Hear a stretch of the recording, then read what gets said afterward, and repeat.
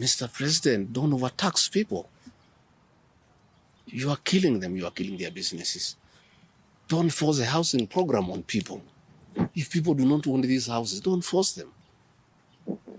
My only problem with the president is just being truthful because nobody else can tell him.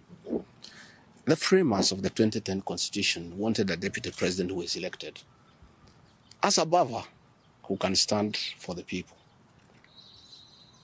The charity we are being treated for, two, is get rid of an elected deputy president and appoint a control freak.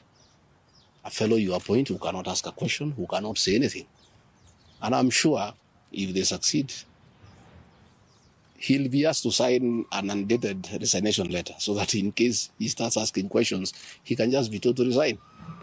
But the framers of the 2010 Constitution were very clear in their mind why they wanted a deputy president who is elected. I'm the only man in the cabinet and in the whole government who can stand up to President William Rutu and tell him, hey, brother, this is not right. This Adani thing is not good for the country. There's too much corruption, Mr. President. This housing thing is being forced down on the people of Kenya. And they don't like it. Please don't force it down on them.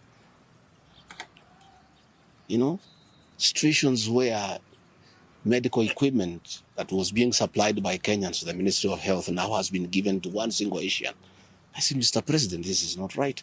We are killing our business people.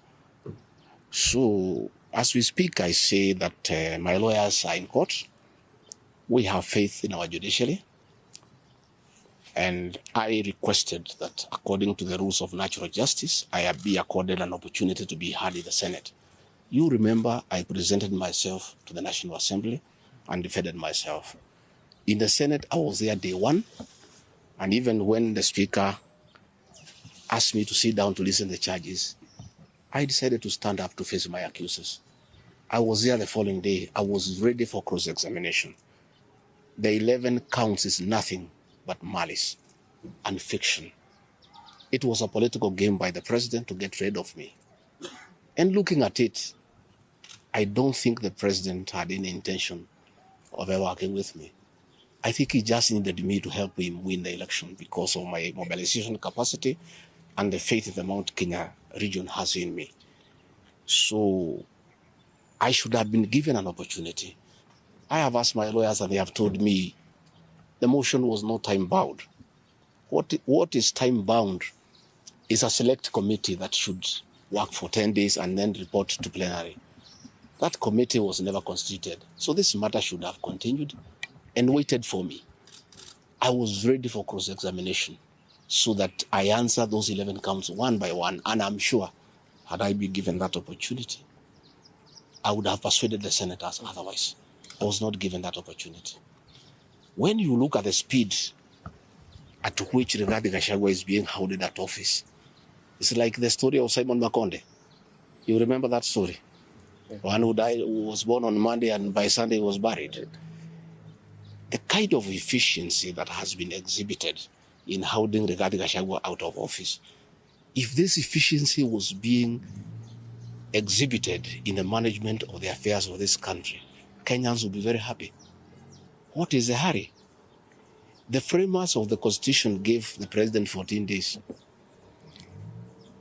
to look for somebody to replace the deputy president. It gave Parliament another 60 days. That's a total of 74 days.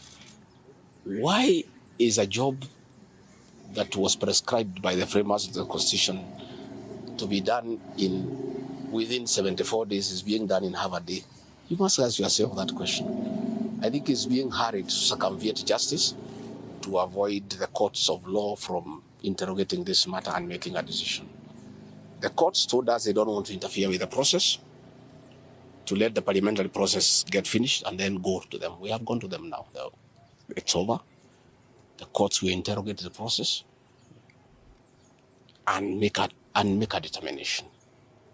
But I ask, let the president obey court orders. Through a court order, Rigathi Gachagua is deputy president. Why doesn't he have cars? Why doesn't he have security? Why has his office been made dysfunctional? I think it's very important. But finally, I want to tell the people of Kenya that I don't feel safe. And for the first time, let me say that on 30th of August in Kisumu, undercover security agents entered my room in Kisumu and bagged it.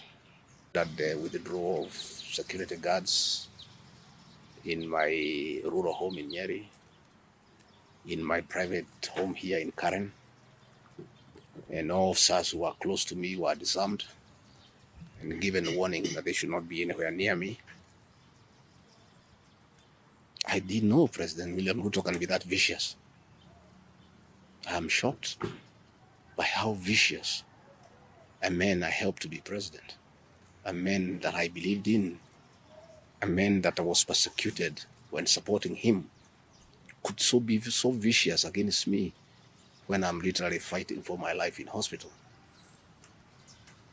How cruel can a man be? You know, as we speak today, the Deputy President of the Republic of Kenya, regarding Gachagua, has no single security officer around him. She's alone. And I am aware that a judge seated in Kutoboa and another one seated in Milimani gave conservatory orders staying the proceedings of the Senate, which effectively means I'm Deputy President. But the President, in total violation of the court orders, viciously withdrew security around me. Again, to cripple the functions of my office.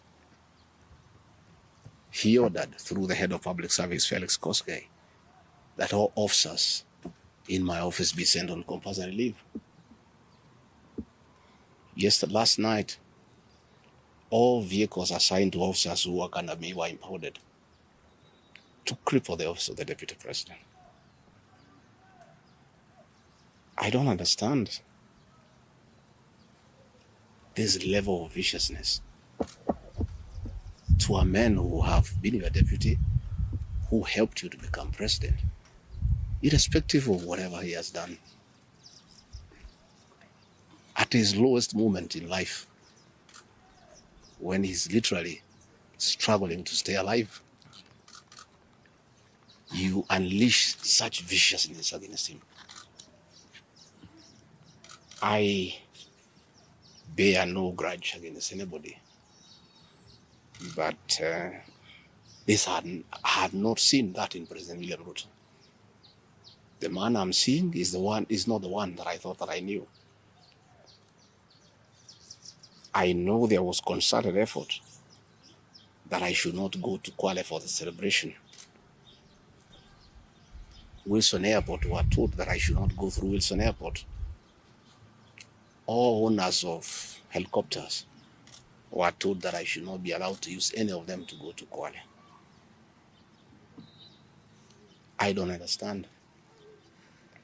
But as I say, I want the people of Kenya to know that as I go home today, I have no security.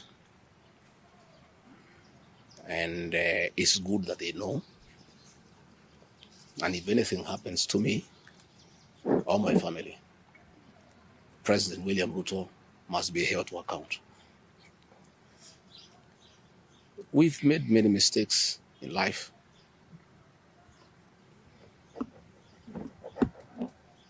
And we keep on learning. I trusted President William Ruto. The people of the region where I come from, the Mount Kenya region, trusted him. In fact, as we were preparing to go to office, nobody else trusted him.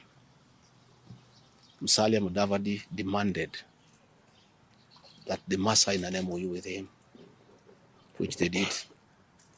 Moses Wetangula demanded that they must sign an MOU with him, which they did. Amazon Kingi demanded the same. Alfred Mutua, everybody else. I'm the only man who trusted him. Verbally, because we are Christians, we used to go to church together. And as a Christian, I believed a fellow Christian that he would never betray me or my people. For the last 1 year, it's been very difficult for me. But I'm a very persevering man, very enduring. And what happened on Thursday is a culmination of continuous persecution and stress for a year. And when I look at it, probably it is history repeating itself.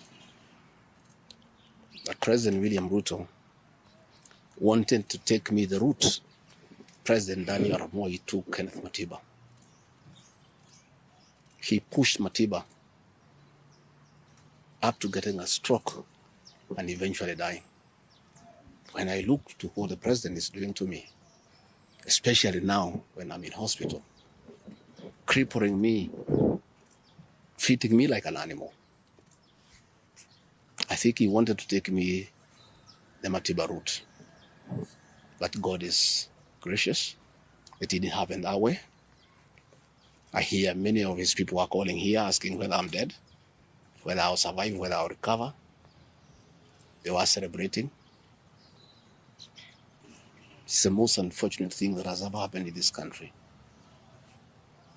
That you can be so vicious to a man who helped you to be president.